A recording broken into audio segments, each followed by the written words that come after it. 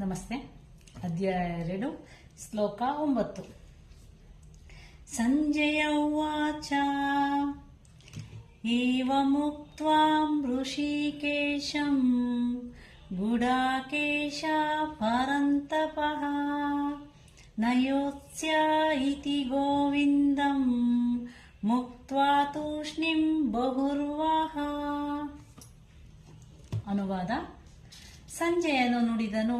ಶತ್ರುಗಳನ್ನು ನಿಗ್ರಹಿಸಬಲ್ಲ ಅರ್ಜುನನು ಈ ಪ್ರಕಾರ ಕೃಷ್ಣನಿಗೆ ತಿಳಿಸಿ, ಗೋವಿಂದ, ನಾನು ಯುದ್ಧ ಮಾಡುವುದಿಲ್ಲ ಎಂದು ಹೇಳಿ ಮೌನ ತಾಳಿದನು.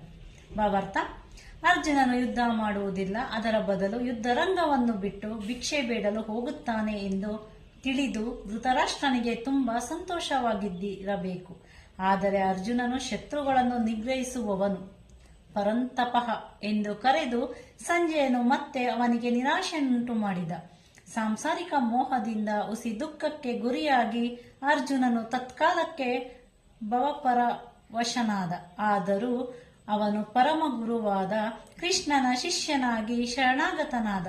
ಸಂಸಾರ ಮೋಹದಿಂದ ಉಂಟಾದ ಹುಸಿ ಗೋಳಾಟದಿಂದ ಅವನು ಬೇಗನೆ ಮುಕ್ತನಾಗುತ್ತಾನೆ ಮತ್ತು ಆತ್ಮ ಸಾಕ್ಷಾತ್ಕಾರದ ಅಥವಾ ಕೃಷ್ಣ ಪ್ರಜ್ಞೆಯ ಪರಿಪೂರ್ಣ ಅರಿವಿನಿಂದ ಬೆಳಕು ಕಾಣುತ್ತಾನೆ ಹಾಗೂ ಖಂಡಿತವಾಗಿಯೂ ಯುದ್ಧ ಮಾಡುತ್ತಾನೆ ಎಂದು ಇದು ತೋರಿಸುತ್ತದೆ.